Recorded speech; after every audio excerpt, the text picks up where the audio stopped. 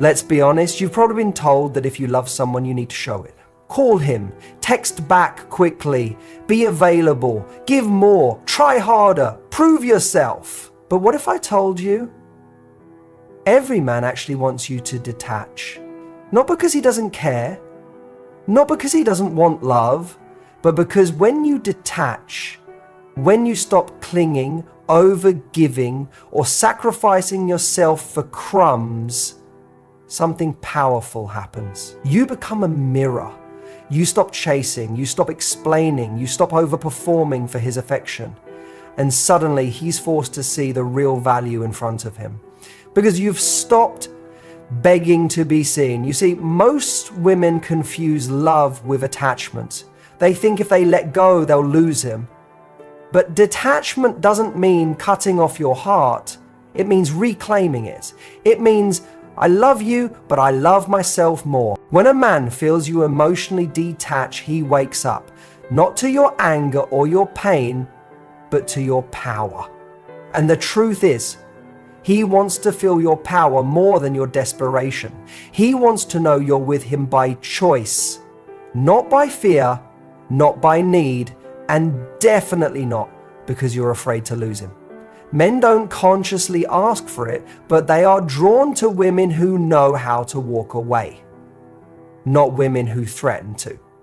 Women who actually can. That kind of energy, it's irresistible, because here's what detachment really says. I will give you love, but I won't beg for it. I will open my heart, but I won't lose myself in the process. I will be soft, but I will never be small. And guess what? That scares the wrong man, but it awakens the right one. See, when you're overly attached, you stop living. You stop breathing. You're waiting for the text, waiting for the attention, waiting to feel enough. And he feels that. He feels the pressure. He feels the emotional weight you've handed him. That's not love. That's control. And control repels connection. Detachment says, you are not the source of my happiness. You are a part of it, if you choose to be. It says, my life was full before you. It'll be full if you stay. And it will be full if you go. This isn't a strategy to get him to chase. This is the path to get yourself back. And in the process, the right man will chase. The wrong man will fade. And you'll finally stop trying to fix what's never been your responsibility. You'll stop feeling broken just because someone couldn't meet you where you were. You'll stop performing just to be enough. The moment you detach is the moment you reclaim your power. The power to walk away. The power to choose yourself. The power to stop bleeding for someone who won't even give you a band-aid. Remember, real love doesn't live in chaos. It doesn't thrive on fear. It doesn't require suffering. You do not have to abandon yourself to be loved. So if he starts pulling away, let him. If he doesn't appreciate your presence, show him what your absence feels like. And if you feel like you're chasing more than being chosen, detach. Not to punish, not to test him, but to protect your soul. Because your peace is priceless, and any man who's worthy of your heart will feel the shift when you stop handing it away for free. He'll either rise or he'll run. Either way, you win. When it comes to relationships, there's something no one talks about enough, something that women often overlook. Because their intentions are pure, their hearts are open, and they genuinely want to connect. But what if I told you that one of the most attractive things you can do in a relationship is to emotionally detach? Not in a cold or distant way, but in a way that sends a clear signal. I am whole, with or without you. And the truth that might surprise you is that most men actually feel safer when you detach emotionally. This might sound backwards. After all, aren't relationships supposed to be about closeness, intimacy, and emotional vulnerability? Yes, But there's a fine line between vulnerability and dependency. And often, what begins as connection turns into emotional overreach. That's when a woman starts needing constant reassurance, validation, attention, and suddenly the relationship begins to feel like pressure instead of pleasure. Men are not scared of love. They're scared of losing themselves in a relationship that demands more than they are ready to give. Emotional intensity, when it turns into emotional dependency, can trigger a man's deepest fear. The fear of not being enough, of not being able to give her everything she needs, of being the reason for her sadness, her stress, her instability. That's the moment he starts to emotionally withdraw, not because he doesn't care, but because he can't breathe. When a woman detaches, something shifts. She no longer expects the man to be her constant source of joy. She no longer needs him to make her feel secure. She's grounded in her own identity, her own rhythm, her own emotional center.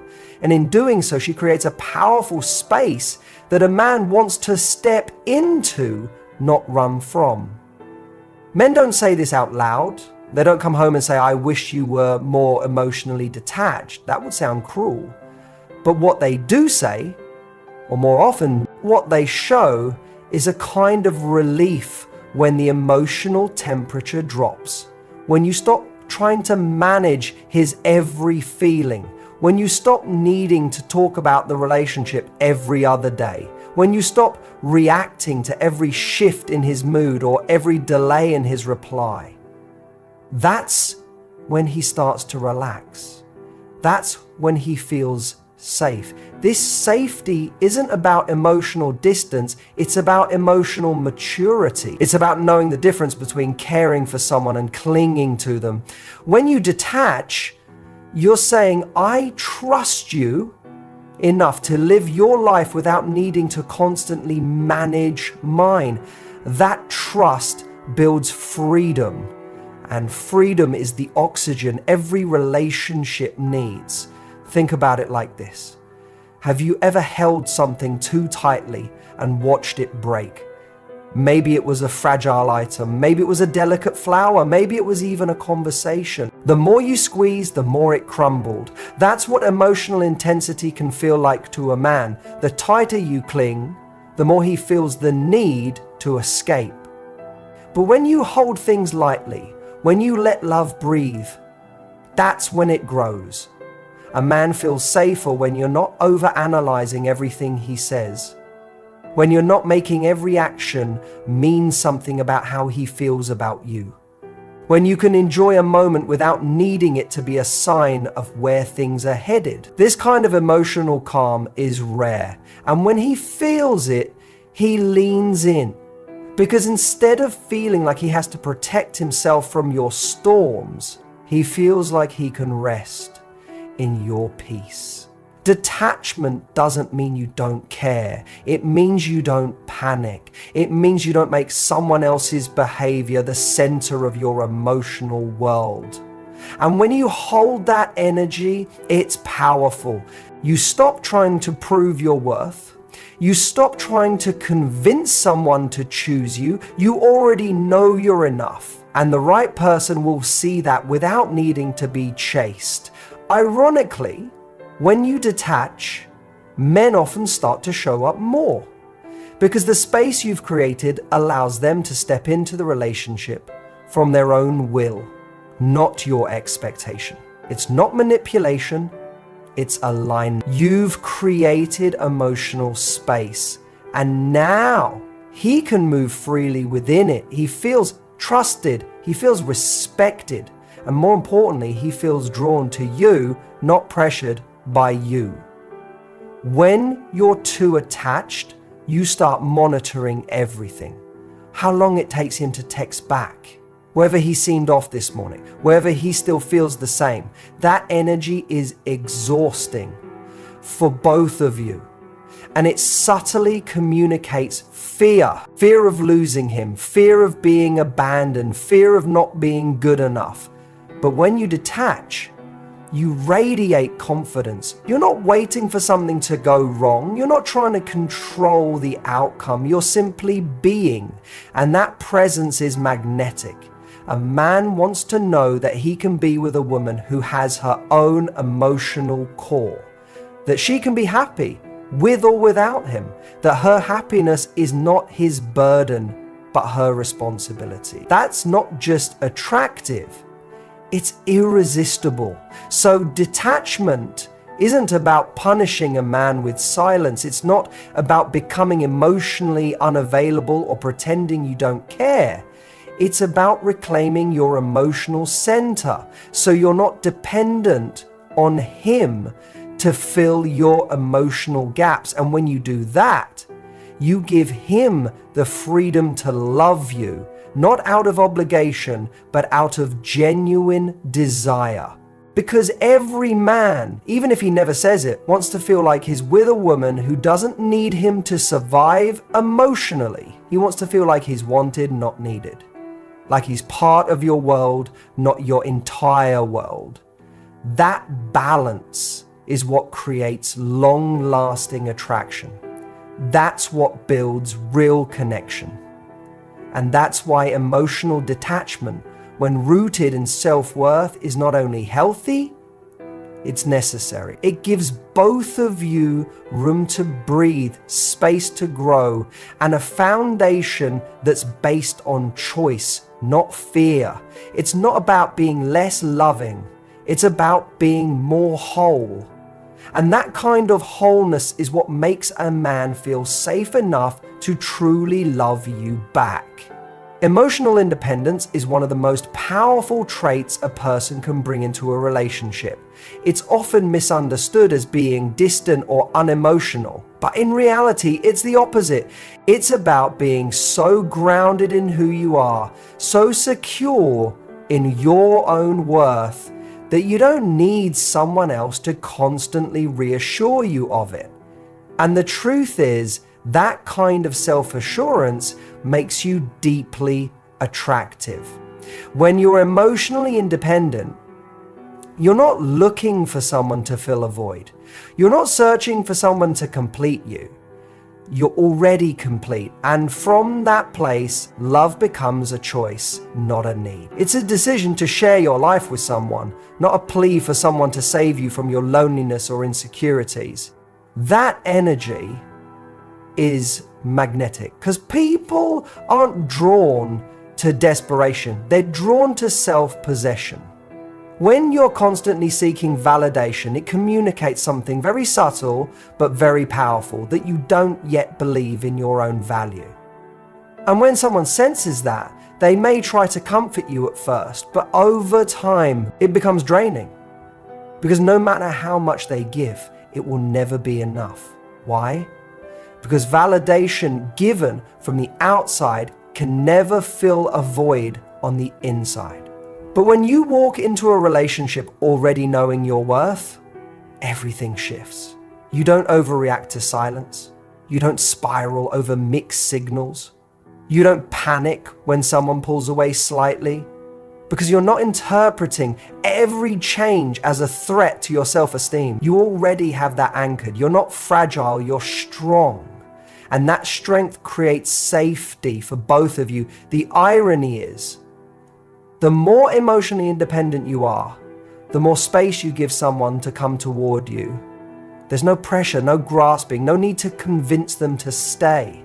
That creates freedom, and freedom is what allows real connection to flourish.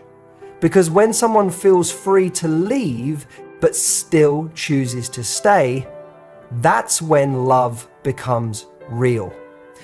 It's not obligation. It's not dependency. It's choice. People often think that being emotionally available means being open about every emotion at every moment. But real emotional availability starts with knowing how to hold your own feelings without needing someone else to rescue you from them. When you can feel insecure without demanding immediate reassurance, when you can feel fear without needing someone else to fix it, when you can face uncertainty without falling apart, That's when you truly become emotionally available. Because you're not using your partner as a crutch. You're inviting them to walk beside you. Confidence in its truest form isn't loud. It's quiet. It's in the way you respond instead of react. It's in the way you take space without guilt. It's in the way you say no without over-explaining. And that kind of confidence is irresistible. It's not arrogance, it's calm certainty. And in relationships, that's rare. When someone is emotionally dependent, they often look to their partner for constant feedback. Do you still love me? Are you mad at me? Did I do something wrong? At first, it may seem endearing. It may even feel like closeness. But over time, it creates a dynamic where one person becomes the emotional caretaker for the other. And that's not love. That's emotional labor. That's one person carrying the weight of another's self-worth. Eventually, it becomes too heavy.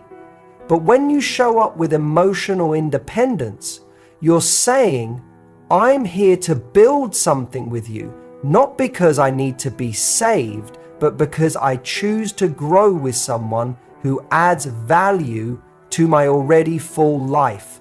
That's the energy that attracts people who are capable of real partnership. You're no longer trying to be chosen, you've already chosen yourself. You're no longer trying to win someone over, you've already won your own respect.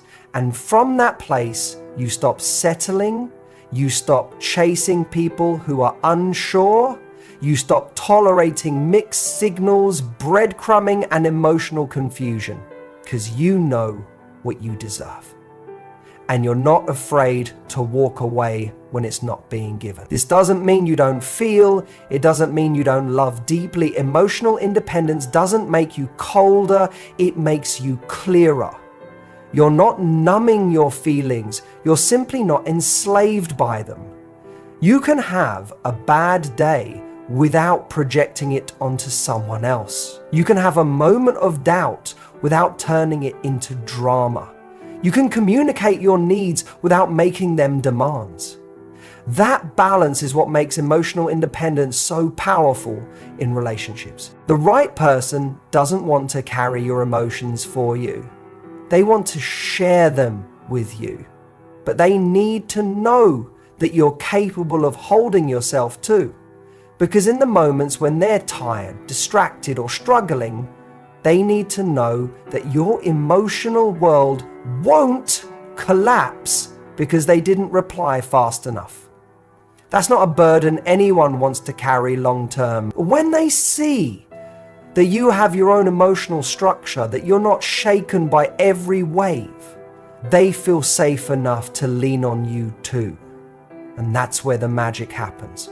Two emotionally independent people come together not out of fear, not out of neediness, but out of genuine desire. They both know they're okay on their own, but they also know that being together adds something beautiful to their lives. That kind of connection doesn't just survive, it thrives.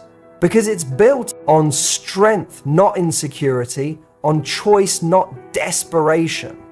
So never underestimate the power of emotional independence. It's not about pretending you don't care. It's about knowing you'll be okay whether someone stays or goes.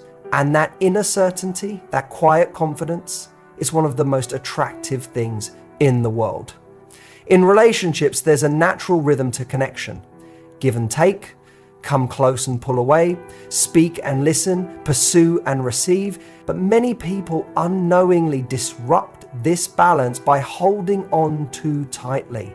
When you're emotionally attached, you chase. You seek constant reassurance, frequent contact, and unbroken closeness. You try to secure the relationship with words, effort, or presence. And while that might feel like love, it often feels suffocating to the other person.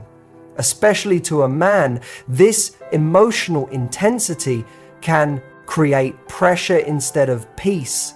Men often respond not to what you say, but to what they feel when they're around you.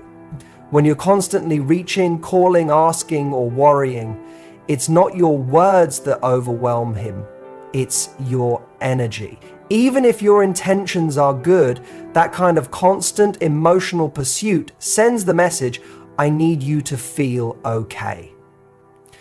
And for someone who values freedom and autonomy, that can trigger the instinct to run. Not because they don't care, but because they feel they've lost their space. But when you detach emotionally, when you stop chasing, stop needing, stop trying to control the dynamic, you create a powerful shift. Suddenly there's space, and in that space something surprising happens.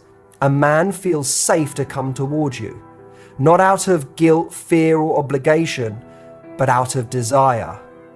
That space is crucial because when you're always filling it, always reaching out, always initiating, you don't leave any room for the other person to wonder, to miss you, or to initiate on their own. Relationships need that space, not to create distance, but to allow pursuit, to let energy flow in both directions instead of just one. When you're the only one doing the work to stay connected, it creates imbalance. But when you pull back just enough to let him show up, you get clarity. You get to see who wants to meet you in the middle. Detachment isn't about withholding love. It's about allowing energy to rebalance. You've probably experienced what it feels like to be chased, even in subtle ways. When someone shows up consistently, checks in, respects your space, but is still present, it feels good. It feels light. You're not being smothered, but you feel seen. That's the experience you give when you stop overgiving and start allowing. When you stop emotionally clinging, a man has the chance to feel your absence. And that's not manipulation, that's reality. Because when someone is always present, always available, always initiating, we start to take that presence for granted. It becomes expected. But when that constant stream stops, it creates a moment of realization. She's not chasing me anymore. Do I want to chase her? That's when his true intentions become clear. And that's when the dynamic starts to shift. Chasing energy is exhausting. It drains your emotional reserves and erodes your confidence. It keeps you in a state of waiting for him to respond, to reciprocate, to commit. But when you stop chasing, you stop waiting. You start living. You reclaim your focus, your peace, your self-worth. You stop trying to manage the relationship and start observing it. In that stillness, you begin to see clearly. Who is putting in effort? Who is showing up? Who actually wants to build something? And who just enjoys being pursued? Sometimes detaching feels scary because you're afraid that if you stop trying, the connection will fade. But here's the truth. If it fades just because you stop chasing, it was never stable to begin with. A connection that only survives when you're over-investing is not a connection you want to keep. Let it go. Let it fall apart if it's going to. Better to know now than to keep propping up something that can't stand on its own. And if the connection is real, if there's a genuine bond and mutual interest, then stepping back will only strengthen it. He'll feel your energy shift. He'll notice the difference. And if he truly values you, he will begin to step in. He'll initiate more. He'll reach out, he'll pursue, because now he has the room to do so. People often say that what's meant for you won't pass you by. But the deeper truth is, what's meant for you will recognize your worth without you having to convince it.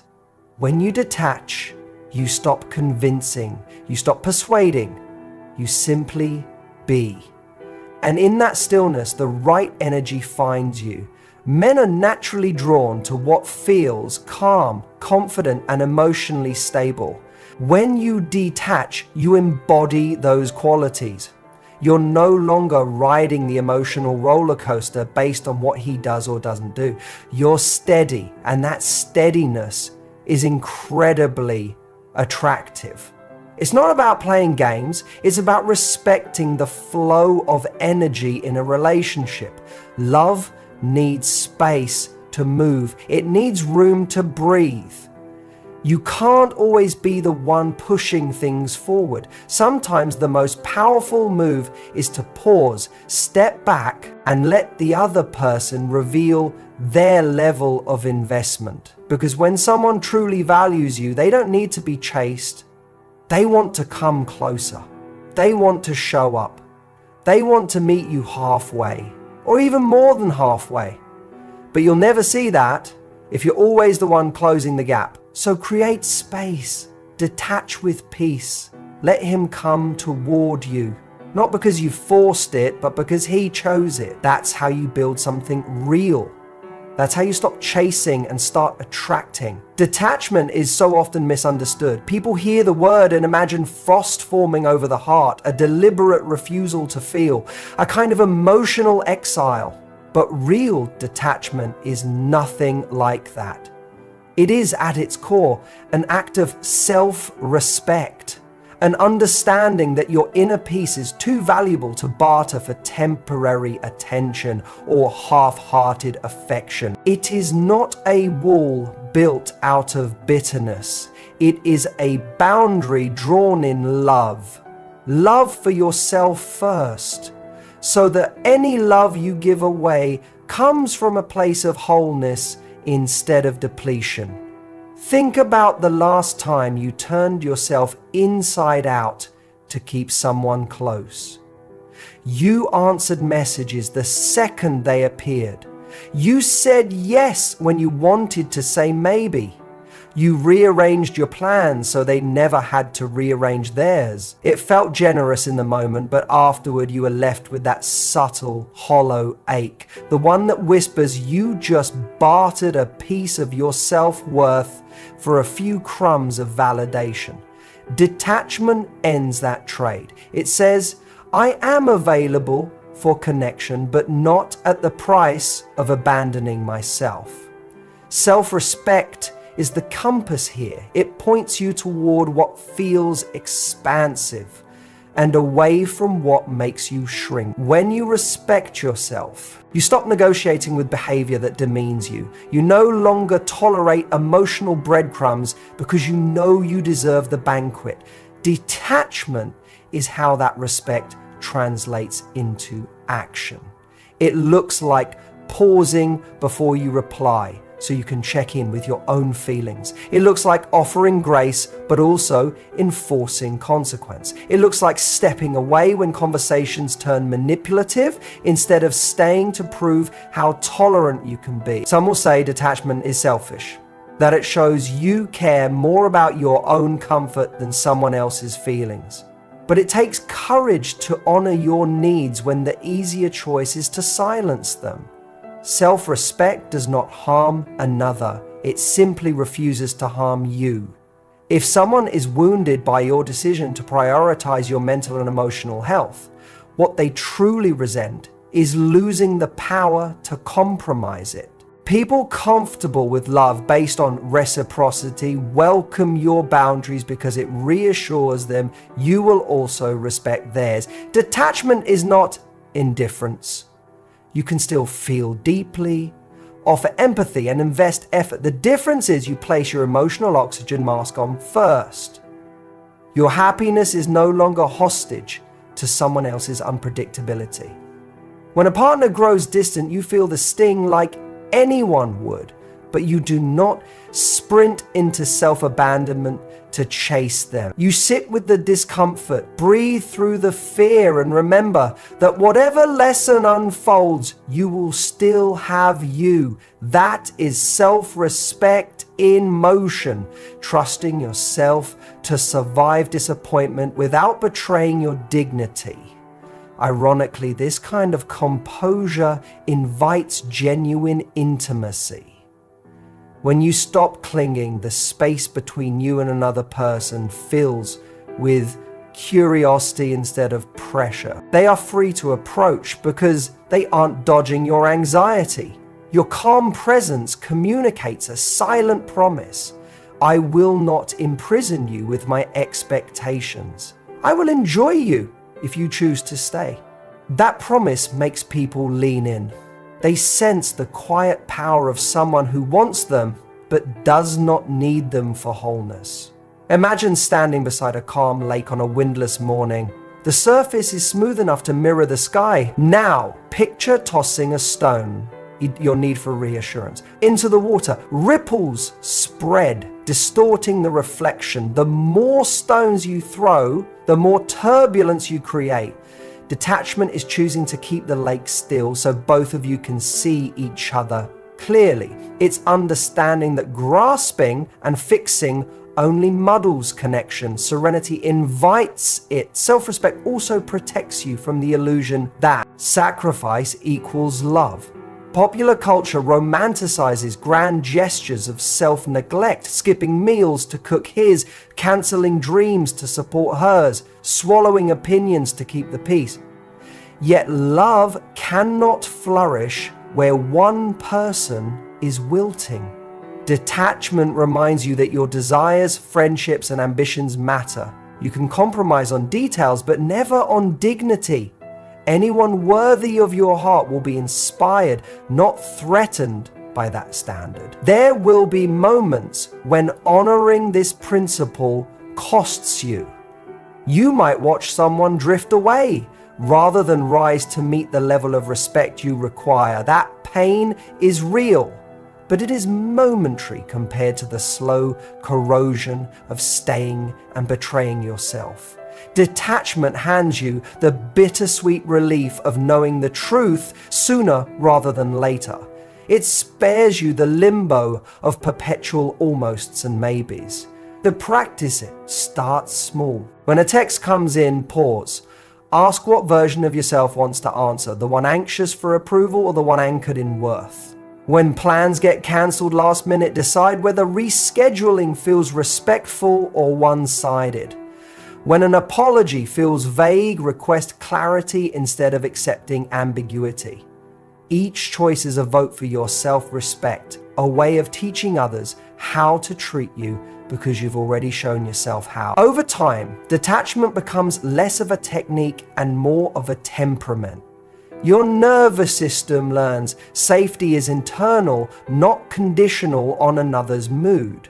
Your conversations deepen because they're free of covert agendas. Your relationships refine themselves. Those rooted in convenience fall away. Those rooted in mutual regard thrive. And through it all, you remain intact, no longer sculpting yourself to fit someone else's preferences, but standing tall in your unapologetic contours. So detachment is not coldness. It is warmth directed first toward your own soul. It is the daily practice of declaring, I am worthy of consistent care, and I will give it to myself, whether others do or not.